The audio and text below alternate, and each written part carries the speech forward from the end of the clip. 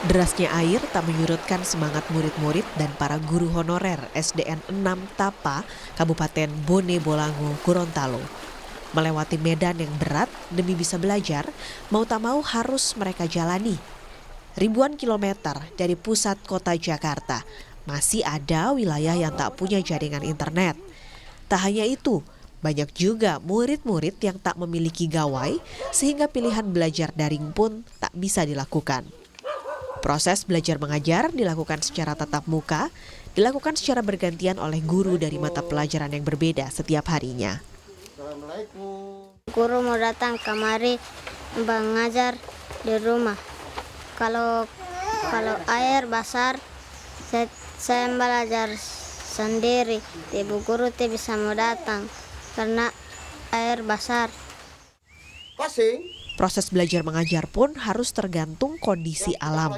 Jika arus sungai sangat deras, kegiatan belajar mengajar tak bisa dilakukan karena sungai tak bisa dilewati. Sebagian besar di SDN 6 Tapa ini, orang tua tidak memiliki HP Android karena sebagian besar wilayah di sini ini tidak memiliki jaringan internet. Apalagi di kelas jauh itu tidak ada jaringan instalasi listrik dan jaringan internet. Di situ terdapat beberapa kelompok dan termasuk seperti yang di sini ini adalah kelompok yang menyeberang. Itu ada sekitar 4-5 orang. Keterbatasan infrastruktur belajar mengajar juga terjadi di Bekasi, Jawa Barat.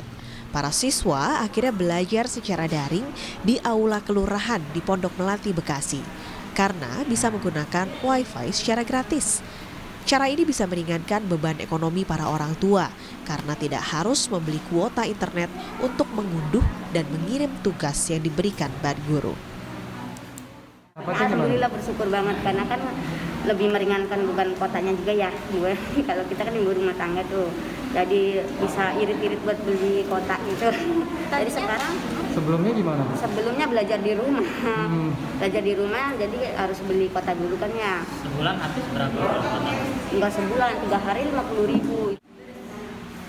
Beban tambahan biaya internet tak hanya membebani murid, tapi juga sekolah dan para guru.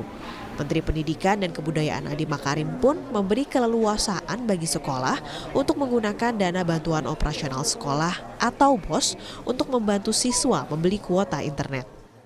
100% dana BOS itu diberikan fleksibilitas untuk membeli pulsa anak dan orang tuanya. Bisa ya? Bisa.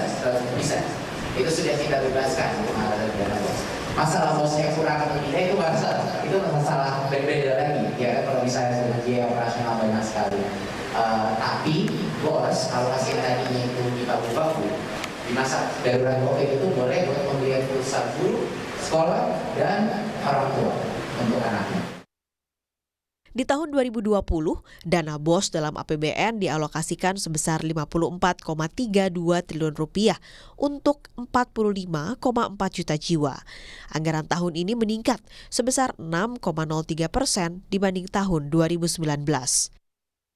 Secara umum, anggaran pendidikan dalam 3 tahun terakhir selalu naik. Total anggaran pendidikan selalu memakan porsi 20% dari total APBN. Di tahun 2018, anggaran pendidikan mencapai Rp431,7 triliun, naik di 2019 menjadi Rp478,4 triliun, dan tahun ini meningkat 6,2% menjadi Rp508,1 triliun. Kenaikan anggaran di tahun ini salah satunya adalah karena adanya program Kartu Prakerja Presiden Joko Widodo. Tim Liputan, Kompas TV.